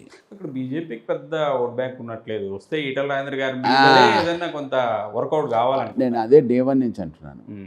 రూరల్ సెగ్మెంట్లో బీజేపీకి అంత ప్రోగ్రెసివ్ పర్సంటేజ్ కనపడడం లేదు. కాంగ్రెస్ పార్టీకి ప్రోగ్రెసివ్గా బాగానే ఉంది ఇప్పుడు. ఇంకా దాన్ని ఫర్దర్ ఇంప్రూవ్ చేసుకునే అవకాశాలు we have to further more go. అంటే భవిష్యత్తు ఎట్లా ఉంటుందో చెప్పలేదు, కానీ ఖచ్చితంగా అయితే కోఆర్డినేట్ చేసుకొని ముందుకెళ్తాం అనేది మీ భావన. Please repeat the question. పొలిటికల్గా మీ బ్రదర్ మీరు కొంత కోఆర్డినేషన్లో వెళ్తాము అంటే ఇప్పుడు ఆయన అడ్జస్ట్మెంట్ అంటున్నారు కాబట్టి అంటున్నాను. లేలే, పొలిటికల్గా ఆయన బీజేపీలో ఉన్నా, నేను కాంగ్రెస్లో ఉన్నా. ఆయన ఐడియాలజీ వేరు, నా ఐడియాలజీ వేరు. అది ఇండిపెండెంట్ డెసిషన్ అండి. యాజ్ ఫార్ యాజ్ 2022లో 23లో ఏం ఎలక్షన్ ఉంటుందో high command will decide. I'm not the man to take a decision. పరిస్థితులు ఎట్లుంటాయో, ఏ పార్టీ ఎవరిని ఏం నామినేట్ చేస్తారో. ఎందుకంటే we both are sons of Venkataswami. My father has been very senior leader. ఆయన మీద రెస్పెక్ట్తోని ఏ పార్టీ ఏ హైకమాండ్ ఏ డెసిషన్ తీసుకుంటుందో దాని మీద అమలు చేస్తాం అంతే. వినోద్ గారు, ఇంకొక మాట విన్నాను, మీరు కొంచెం పార్ట్ టైం పొలిటీషియన్గా వ్యవహారం చేస్తున్నారు, అందుకోసమే ప్రజలు రెగ్యులర్గా మిమ్మల్ని దగ్గరికి తీసుకోవట్లేరు, అందుకోసమే ఇంత మనీ అంటే డబ్బు ఖర్చు పెట్టినా లేకపోతే ఇంత చేసుకున్నా కూడా ఎలక్షన్ నాటికి ఓటమి పాలవుతున్నారు అనేది ఒక ఒపీనియన్. ఎందుకు ఇట్లాంటి ఒపీనియన్ బయట వినిపిస్తుంది? ఏమంటే వీకెండ్ పాలిటిక్స్ చేస్తారు అనేది ఒకటి. లేదు, పాయింట్ ఏముందంటే, నేను మినిస్టర్గా ఉన్నప్పుడు నాన్ స్టాప్ పనిచేసినండి చెన్నూరులో. నాన్ స్టాప్ పనిచేసిన తర్వాత జనాభాకు ఏంది ఒక అవగాహన ఇప్పించిన. అందుకంటే ముఖ్యమైనది ఒక ఫ్లాప్ ఏమైందంటే, మా కాంగ్రెస్ పార్టీ తరఫు నుంచి మేము కాంగ్రెస్ పార్టీ తెలంగాణ ఇప్పించిన ఘనత జనాలకు సరిగ్గా ఐడెంటిఫై కాల. TRS party is the creator of getting Telangana అనేది ఒక సెంటిమెంటల్ వాల్యూతోని టీఆర్ఎస్ పార్టీ గెలిచింది. అంత పెద్ద వేవ్లో కూడా నేను 3,000 ఓట్లతోనే ఓడిపోయినా. ఎందుకు ఓడిపోయినా? It's only because of Mandamarri ఏరియాలో సింగరేణి బెల్ట్. సింగరేణి సోదరులందరూ, ఆ సింగరేణి కంపెనీ తరఫు నుంచి వర్క్మెన్ అందరూ, వాళ్ళ ఫ్యామిలీస్ అందరూ టీఆర్ఎస్ సెంటిమెంటల్ వాల్యూకి వెయిటేజ్ చాలా ఎక్కువ ఇచ్చేశారు. దాంతో నేను ఓడిపోయాను, కానీ నాట్ బికాస్ ఆఫ్ వ్యక్తిగతంగా. వీకెండ్ పాలిటిక్స్ అనేది చేస్తే వెన్ యూఆర్ ఇన్ పవర్, పనిచేసే పద్ధతి, జనాభాకు సరిగ్గా సర్వీస్ ఇచ్చేది అవకాశం ఉంటే బాగుంటుంది. ఓడిపోయినాక పోయి నువ్వు ఆడ చేపించుకునేది ఎలా ఉంటుందంటే, it's very difficult to work as an out cider. 1. Number 2, నేను ఎక్స్ మినిస్టర్ ఉన్న తర్వాత ఆ హోదా పెట్టుకొని కూడా నేను ఎవరిని ఇప్పటిదాకా నేను బాధ పెట్టేది అనే అవకాశాలు ఎప్పుడు ఇది చేయలేదు. నాతో చేతనైనంత నేను సపోర్ట్ చేసేది కార్యక్రమాన్ని నా బెల్లంపల్లిలో పెట్టినా. ఎందుకు పెట్టినా? అక్కడ ఎలక్షన్ గెలిచినందుకు 44,000 ఓట్లు ఇచ్చినాను. కానీ కోవిడ్ వచ్చినందుకు దీంతో నిజంగా చెప్పాలంటే హెల్త్ గైడ్లైన్స్ ప్రకారంగా రిస్క్ తీసుకోదలుచుకోలేదు ఫర్ వన్ ఇయర్. ఇప్పుడు బయటికి వెళ్ళి తిరుగుతున్నాను. దీని తర్వాత జనాలకు ఎలా సర్వీస్ చేసే కార్యక్రమాన్ని కూడా అక్కడ ఇల్లు కూడా తీసుకున్న బెల్లంపల్లి. అందరు జనాభాలతో వాళ్ళందరూ ఏమంటున్నారంటే, సార్ మీరు తిరుగుతూ సరిపోతుంది, రెగ్యులర్గా ఉండమన్నారు.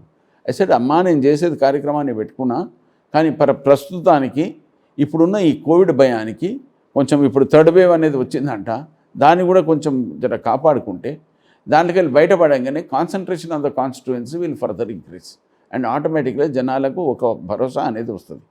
ఇంకొకటి, నాకు రాజకీయంలో వచ్చి మా నాన్నగారు చేసిన సేవలను దాన్నే ముంగడు తీసుకుపోనీకి వచ్చిన, కానీ నాకు 10 రూపాయలు సంపాదించుకొని నాకు ఒక్కోళ్ళతోని ఇది చేయాలని ఇప్పటిదాకా నేను చేయలేదు.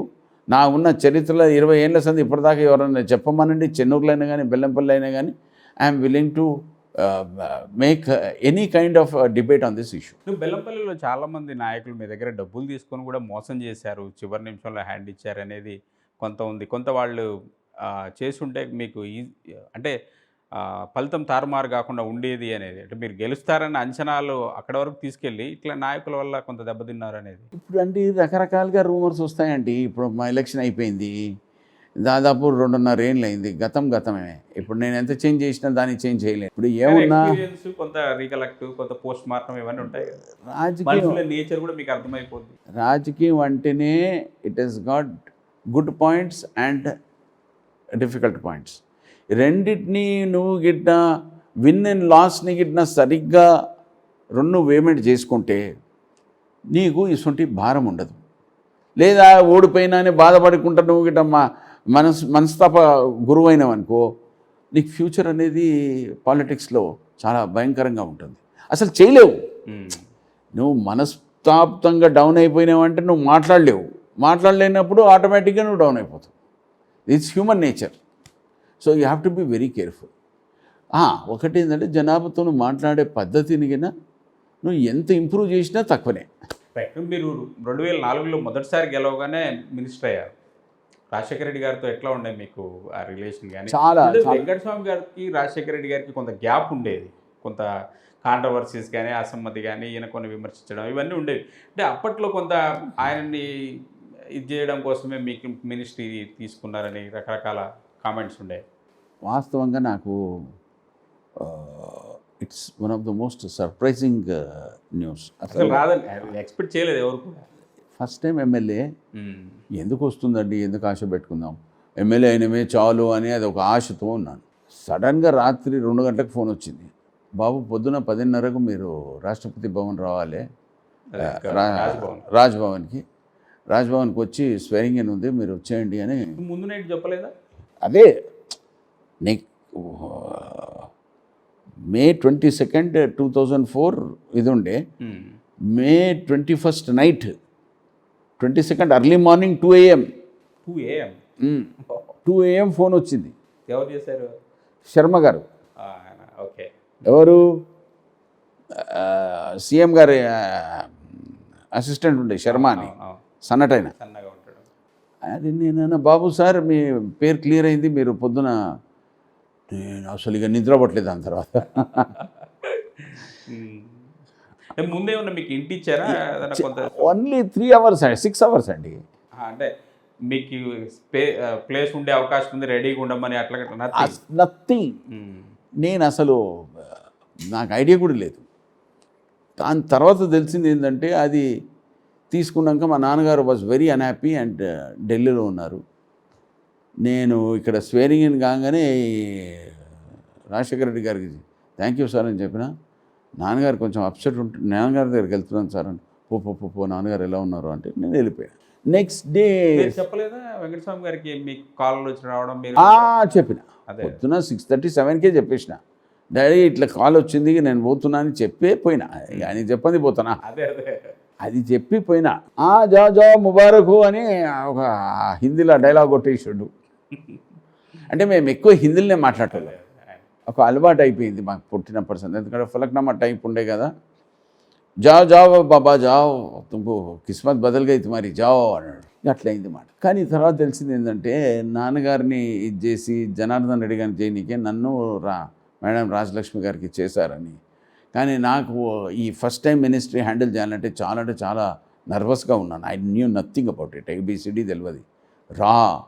First time MLA, first time minister అంటే ఇట్స్ నాట్ ఈజీ రెస్పాన్సిబిలిటీ. నేను నా జేబులో రిజిగ్నేషన్ లెటర్ పెట్టుకుని అంబికా సోని మేడం దగ్గర పోయినా. ఆమె దగ్గర పోయి తీసుకుపోయి చూపిస్తే, क्या बात कर रहे तुम, एआईसीसी में किसी को फर्स्ट टाइम मिनिस्टर मिलता क्या, 30 साल से लोग ये करते, तुम नहीं करना, तुम्हारे डैडी को हम काका को हम जानते, I know him since 40 years, you are too young, you cannot say anything now. ఆ రిజిగ్నేషన్ లెటర్ తీసేయగానే, లే బాబు జోబులో పెట్టుకో, you cannot afford to do that, AICC గైడ్లైన్స్ని నువ్వు చేయలేవు, ఎందుకంటే మళ్ళీ మీ నాయనగారి మీద పేరు వస్తుంది, and I will not allow you to do it అని ఎవరు అంబికా సోని అన్నది. నేనేం చేస్తే ఇక రిజిగ్నేషన్ లెటర్ ఎందుకు తీసుకెళ్లారు? నాకు I did not want, I wanted my father to be given this thing అని. I made a request, madam instead of me let my father continue is a far more senior leader, ఆయనకి ఇచ్చేస్తే ఆయన ద్వారా నాకు రావడము ఇది I don't deserve to be a minister compare to my father, please kindly continue అని నేను అట్లా ఆ ఉద్దేశంతో నథింగ్. అంటే వెంకటస్వామి గారు ఎప్పుడన్నా ఈ విషయం లేవనెత్తడం కానీ బాధపడడం కానీ అంటే సరే మీకు వచ్చినందుకు సంతోషం ఉండొచ్చు కొడుకుగా సంతోషం ఉండి కానీ ఆయన చాలా బాధపడ్డాడు. Suppress చేస్తున్నారు. ఆయనను సప్రెస్ చేయడానికే ఒక అవకాశం ఇవ్వకుండా, ఎందుకంటే ఈ was very very powerful minister అండి. ఈవెన్ 1991 నుంచి 96 వరకు ప్రెసిడెంట్ ఆఫ్ అది ఆయన లేబర్ పోర్ట్ఫోలియో ఇచ్చారు నరసింహారావు గారు. So he first felt quite unhappy. But then మా ఇంటి పక్కన అప్పుడు వాజ్పేయి గారు ఉండే, ఇద్దరు వాకింగ్ ఫ్రెండ్స్. ఆయన 1 జంతర్ మంతర్ జన్పత్, ఫాదర్ 2 జన్పత్, 2 జంతర్ మంతర్, సారీ అది జంతర్ మంతర్ కరెక్ట్. లే మెరిడియన్ హోటల్ పక్కనే ఇద్దరిది. ఓ చాలా పెద్ద బిల్డింగ్, పెద్ద క్వార్టర్స్ అది. It went off very well. So he converted this provident fund for 5 crores of people. ఆ బిల్ తీసుకొచ్చినాడు. సో అట్లా చాలా అచీవ్మెంట్స్ ఉన్నాయి. పంచాయతీరాజ్ బిల్ తీసుకొచ్చాడు, రూరల్ డెవలప్మెంట్ మినిస్టర్ కింద. రాజీవ్ గాంధీ గారిది ఉన్న ప్రతి ఒక్క కార్యక్రమాన్ని ఆయన పోయిన తర్వాత కూడా అది అమలు కావాలి. పంచాయతీరాజ్ బిల్లు ఒక right to the people at the grass root level దొరకాలని పార్లమెంట్లో పాస్ చేయించిన ఘనత కూడా మా నాన్నగారిది. ఆ అచీవ్మెంట్స్ అంటే చాలా కేర్ఫుల్గా క్యాల్కులేటెడ్గా ఆలోచించుకుంటారు. టెక్స్టైల్ పాలసీ కూడా, టెక్స్టైల్ మినిస్టర్ ఉండే, అది కూడా అంటే this kind of dedicated guide lines we're very fortunate అండి. నేనైనా కానీ మా తమ్ముడైనా కానీ we have not worked even 1% of my father's hard work. Let us be very frank. Rajasekhara Reddy గారితో ఎట్లా ఉండే రిలేషన్స్? మినిస్టర్ చాలా నాకు బాగుండే, ఎంకరేజ్ చేసేవాళ్ళ? Very very. నాకు I had no issues, not at all. నన్ను ఎంత ప్రియారిటీ అన్నో అంత ఇచ్చాడు. ఏ క్యాబినెట్ మీటింగ్ అయినా కానీ అంతెందుకు, ప్రణబ్ ముఖర్జీ గారు as defence and minister he had come to Andhra Pradesh. మేము బ్రేక్ఫాస్ట్ చేసేవాళ్ళం ఆడ. ఆయన, రామచంద్రరావు అంకల్, రఘువీరారెడ్డి, నేను, ప్రణబ్ అంకల్, అంతే. ఇంకెవ్వరు లేరు క్యాబినెట్లో. ఆ ఆపర్చునిటీ నాకు దొరికింది. అంతే ఇలైట్ కంపెనీలో కూర్చొనికి అవకాశం దొరకడం కూడా నా అదృష్టం. ఎక్కడ అంటే కొంచెం వెంకటస్వామి గారు అబ్బాయి ఎందుకు మన ఏదో ఏదో లే అట్లా he had personal affection for me. He had great respect for my father. Political differences ఏమున్నా కానీ respect for my father was always there. నాన్నగారి దగ్గర ఇంటికి వచ్చి కలిసిపోయాడు, భోజనాలకు కూడా వచ్చిపోయాడు. దాంట్లో ఇంకా ఆ విషయంలో కొంత సీఎం అయిన తర్వాత చాలా రిజర్వేషన్స్ అన్ని పక్కన పెట్టేసి అందరినీ కలిపికెళ్ళడానికి ప్రయత్నం చేసినట్టు కనిపించింది కొంతవరకు. ఏమండి నిజంగా చెప్పమంటారా, నాకు ఆయనతో చాలా కొంచెం దగ్గర సంబంధాలు ఉండే. ఎంత దగ్గర సంబంధాలు అంటే ఆయనతో అంత ఫ్రీగా ఎవరు మాట్లాడేవారు కాదు, ఎవరు రాజశేఖర రెడ్డి గారితో. నేను ఒక్కడినే ఆ లిబర్టీ తీసుకొని మాట్లాడేవాడిని. ఒకసారి మేము ఇద్దరం హెలికాప్టర్లో వెళ్తున్నాము. ఆ హెలికాప్టర్లో హైదరాబాద్ నుంచి చెన్నూరు పోతున్నాం, చెన్నూరు కాదు కోటపల్లి. ఆడ ఇనాగ్రేషన్ ఉంటే మా హెలికాప్టర్లో గొడవ అయింది. గేర్ కొట్టుకుంటుంది, టక్ టక్ టక్ అని. అయితే నేను అన్నా, సార్ మీరేమనుకోకండి, ఇది జర కొంచెం భయంకరమైన హెలికాప్టర్ ఉంది, మీరు దీన్ని మనం అబాండన్ చేసి కొత్తది తీసుకుంటే బాగుంటుంది సార్, నా హంబల్ రిక్వెస్ట్. నీకు ఇంత నాలెడ్జ్ ఎట్లా వచ్చింది అన్నాడు. ఏం లేదు సార్, నేను మీరేమో తప్పు అనుకోకుంటే నేను చెప్తా. ఏందన్నాడు. నేను నా లైఫ్లో ఫస్ట్ ప్లేన్ ఎక్కింది 1971. హైదరాబాద్ నుంచి ఢిల్లీకి పోయినా. నాకు ప్లేన్లలో తిరిగే చాలా షోక్ ఉంది సార్ అంటే. ఇదేనయ్యా మీ అయ్య నేను ఖరాబ్ చేసేడు అని. అంటే సార్ అప్పుడన్నా నేను ఒక్కటి ఒప్పుకుంటాను సార్, మీరు మా నాన్నగారు దాదాపు 35 ఏళ్ళ హార్డ్ వర్క్ చేసి మీరు ఈ లెవెల్కి వచ్చారు. మీ పొలిటికల్ హార్డ్ వర్క్ ఇవాళ కొంచెం ఎక్స్పీరియన్స్ చేసుకుంటుంటే ఊహించలేను sir. For me it is a great experience. I'm learning. So I seek further more guide lines from you అని అన్న. ఆ లెర్నింగ్ అనే వర్డ్ అనగానే ఆయనకు ఎంత హ్యాపీ ఫీల్ అయ్యాడంటే ఆ రొమ్ములు బయటకు వచ్చేసాయి ఆయనకి. ఇక్కడ ఓ స్టూడెంట్ లెక్క నా దగ్గర ఉన్నాడు చాలు. అక్కడి నుంచి ఇంకా మా రిలేషన్ ఇంకా పెరిగింది. ఏమంటే వెంకట సంగారు అబ్బాయి అంటే ఉంటాడు కదా అని చూపించుకునేది అహంభావం ఉంటుంది కదా. నేను నా లైఫ్లో చూపించుకోవాలా, నన్ను చూపించుకోమన్నా కూడా నాకు చేత కాదు. కానీ అలాంటి మీరు అప్పుడు హెలికాప్టర్ గురించి ప్రస్తావించారు, చివరికి ఆయన హెలికాప్టర్ ప్రమాదంలోనే చనిపోయారు. నిజంగా చెప్పాలంటే అదే హెలికాప్టర్లో పోయారు. అవునా? అది అయింది 2006లో. నేను మినిస్టర్ ఉన్నాం, మేము ట్రావెల్ చేసింది. ఆయన పోయింది 2 సెప్టెంబర్ 2009. Same helicopter.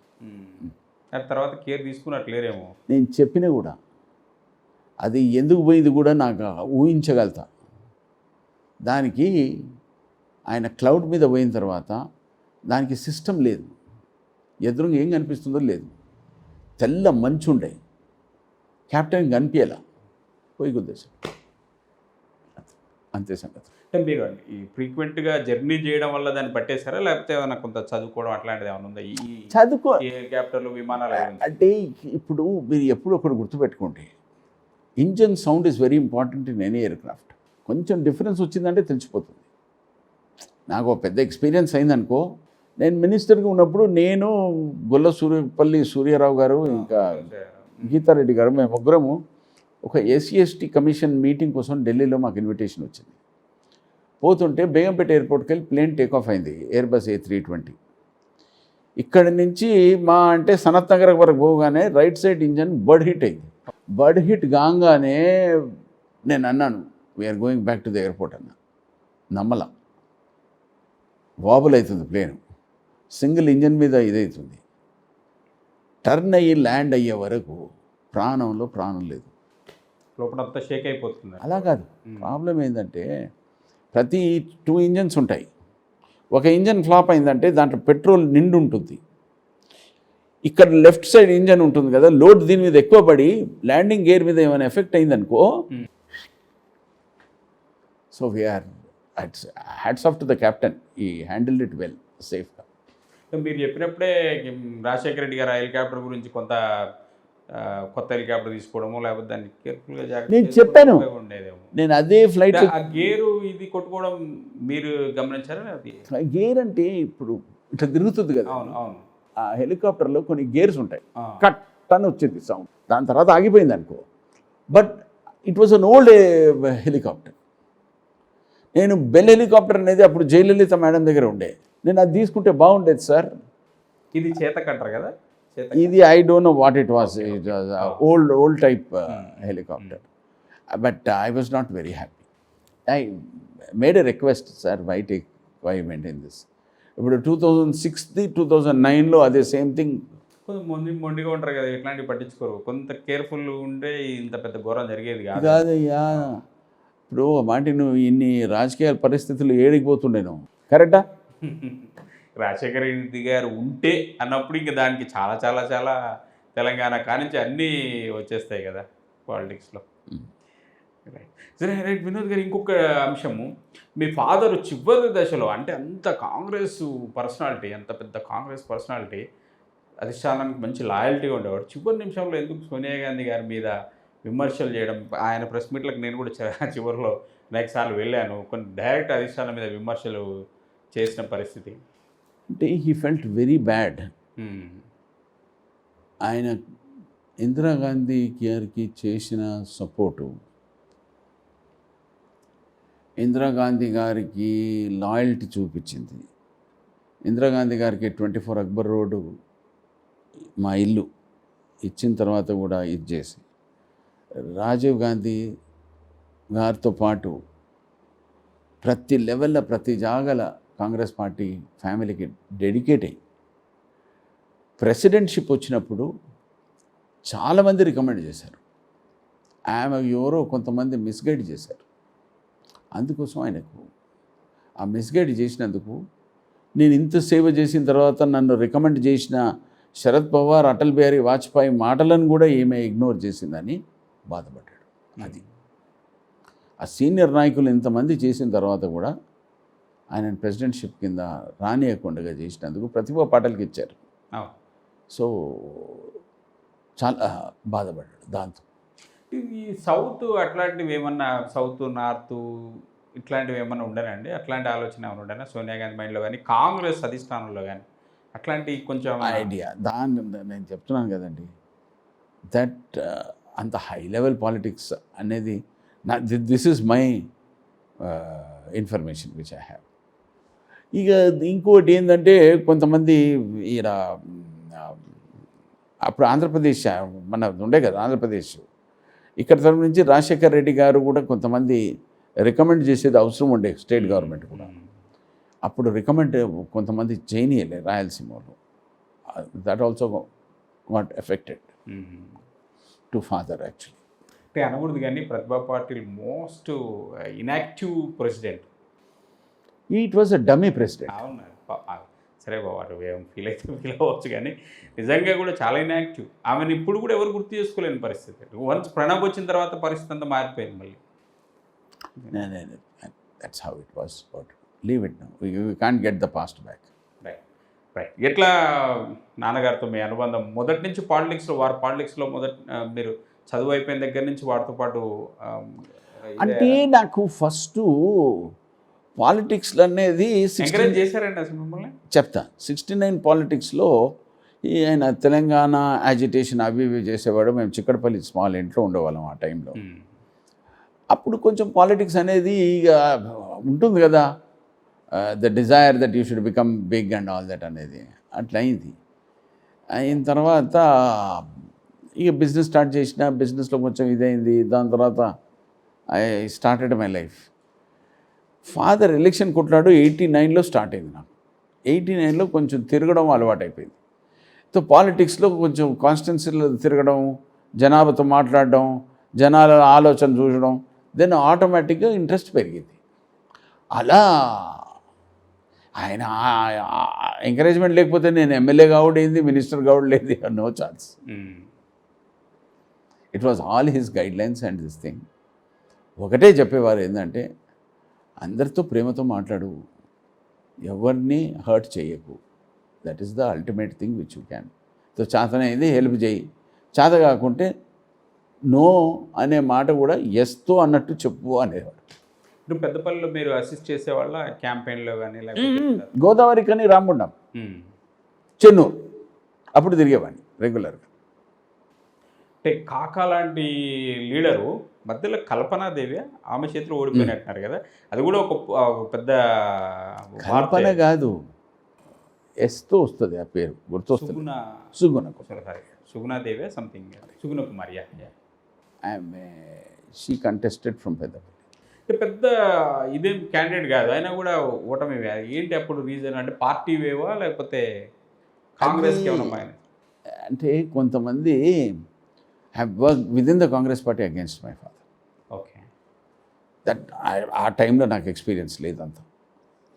మా నాన్నగారికి తెలుస్తుంది ఎవరెవరు చేసిండ్రు. ప్లస్ తెలుగుదేశం వేవ్ కూడా ఉండే,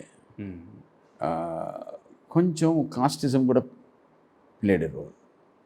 so that is the reason why he lost, but he came back again. Right. Vinod గారు వెంకటస్వామి గారిని గుడిసెల వెంకటస్వామి అనే ఒక పేరుతో కూడా పిలుస్తుంటారు. అంటే పేదలకు ఇది చేయడము అనేది కొంత కాన్సెప్ట్ ఉంది, లేదు ఆక్రమణలు అనేది కొంత ఏదో ఉన్నట్టుంది. ఎందుకు ఆ పేరు వచ్చింది? ఎందుకు అది? ఎక్కడ ఎప్పుడూ ఆక్రమం చేయలేదండి. ఉట్టి గరీబులకు భూమి ఇప్పియాలనే ఒక ఆశతోనే ఎప్పుడు ఎల్లకాలం జమీందారు వాళ్ళతో మాట్లాడేవారు, నెగోషియేట్ చేసేవారు, డిస్కస్ చేసేవారు. వాళ్ళకి ఏది ఏం ఇబ్బంది కాకుండా, కానీ ఎప్పుడు ఎల్లకాలము ₹1 ఎవరితో ₹1 సంపాదించాలి. ఉట్టి పేదలకు భూములు ఇప్పించారు తప్ప ఇంకేమీ చేయలేదు. అది చేసి వాళ్ళని ఒక దగ్గర 70,000 మందికి ఇప్పించాడండి. ఆల్ ఇండ్ల పట్టాలి. ఇవాళ దాదాపు 1,50,00,00,000 1,50,000 crores వర్త్ ప్రాపర్టీ అది. జనాభా అందరూ గగన్ మహల్ అయినా కానీ, బషీర్బాగ్ అయినా కానీ, సనత్ నగర్ అయినా కానీ, అచ్చయ్య నగర్ అయినా కానీ, wherever possible he could help, అది హెల్ప్ చేశారు.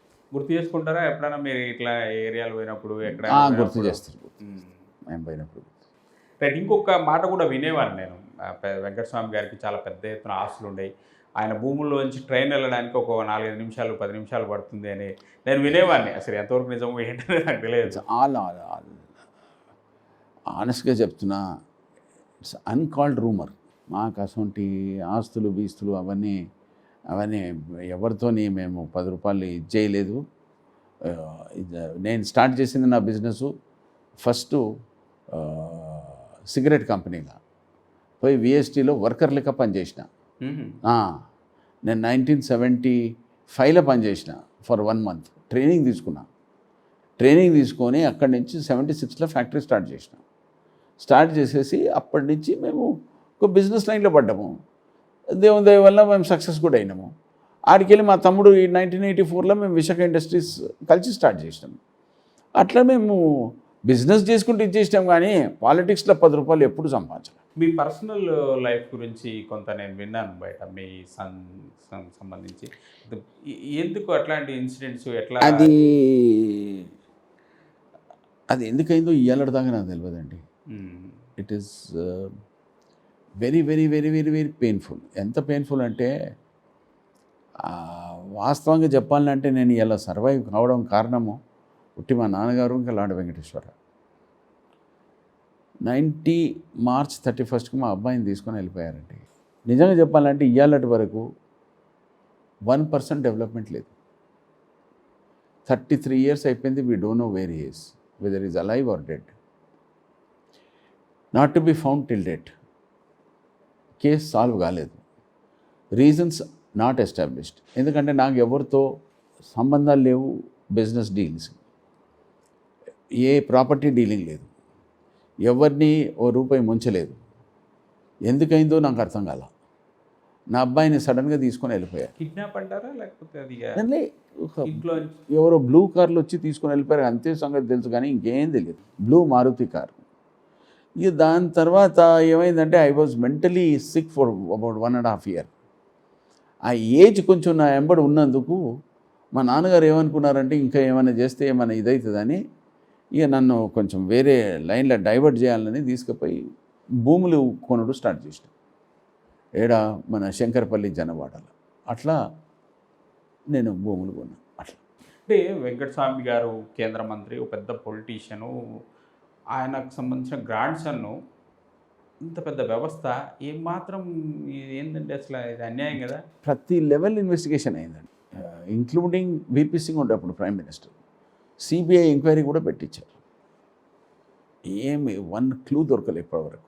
ఎట్లా అసలు ఏంటండి అది? నిజంగా చెప్పాలంటే పాయింట్లో ఒక చిన్న ఇదన్నా దొరుకుతుంది కదా. పోలీస్ డిపార్ట్మెంట్ వాళ్ళు చేసినంత సర్వీసు నేను ఎప్పుడు ఆ టైంలో పోలీస్ డిపార్ట్మెంట్ ద్వారా నాకు వాళ్ళ గురించి ఒపీనియన్ తెలియలేకుండా, కానీ మా అబ్బాయిది ఇన్వెస్టిగేషన్ చేసిన తర్వాత వాళ్ళు చేసే సర్వీస్ని చూసి I must salute there hard work అండి. మనం అనుకుంటాం ఇక్కడ కూర్చొని పోలీసు వాళ్ళు అది ఇది అని రకరకాలుగా అంటారు, కానీ వాళ్ళు పడే కష్టాలు జనాభాకి తెలియదు ఎక్కువ.